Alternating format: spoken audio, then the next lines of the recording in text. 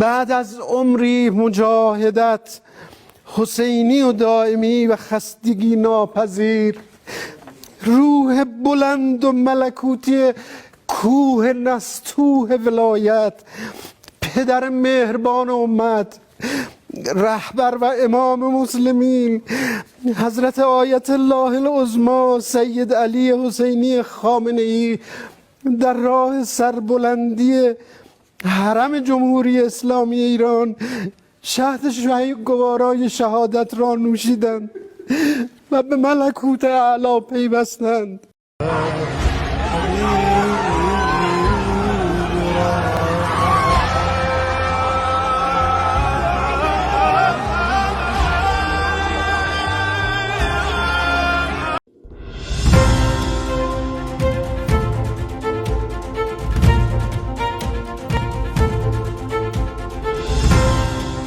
odeeffannoo dabalataaf fuula miidiyaa keenya laayik sabskiraayib gochuun hordofaa. Nageenyi hunda keenyaaf.